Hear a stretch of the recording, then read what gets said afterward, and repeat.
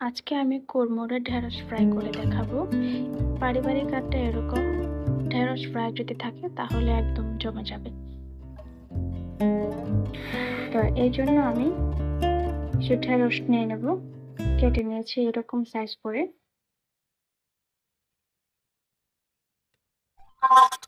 তারপরে আমি এখানে প্রথমে লবণ অ্যাড করব। লবণটা অ্যাড করে ভালো মতো মাখিয়ে নেব। প্রথমে লবণটাই অ্যাড করতে হবে।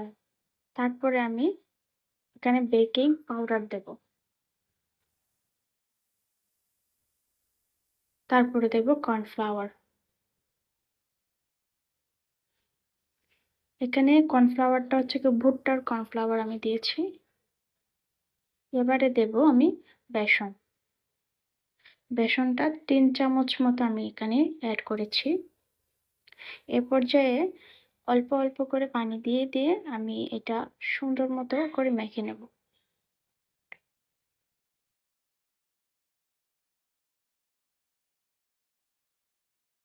একদম অল্প অল্প করে দিতে হবে, একদম বেশি করে দেওয়া যাবে না।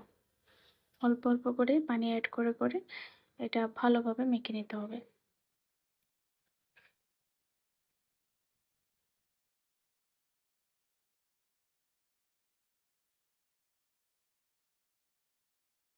এটা আমি এমনভাবে মেখে নেব যেন কোনো পাউডারের অংশ না থাকে, আর হচ্ছে অতিরিক্ত পানি পানিও যেন না হয়। একদম আঠালোভাবে আমি এটা মেখে নেব। তারপরে কড়াইতে তেল দিয়ে গরম করে নেব। দেখুন এটা পারফেক্ট কিনা সেটা চেক করে নিয়ে তারপরে আমি ঢেঁড়সটা দিয়ে দেব। দুভাগ করেই আমি এটা ভেজে নেব।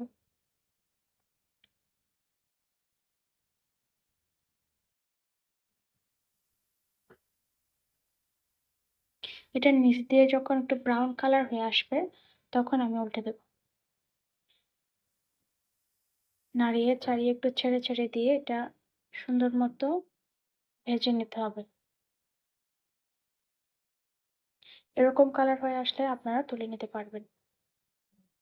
এবার আমি আরেকটা ভাগ দিয়ে দিচ্ছি।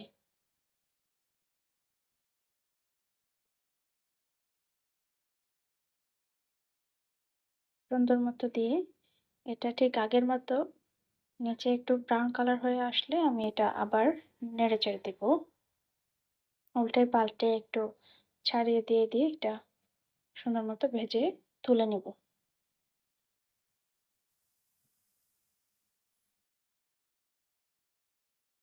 ব্যাস। এবার একটু হালকা পরিমাণে মরিচ গুঁড়া মিশিয়ে নিচ্ছে এবার।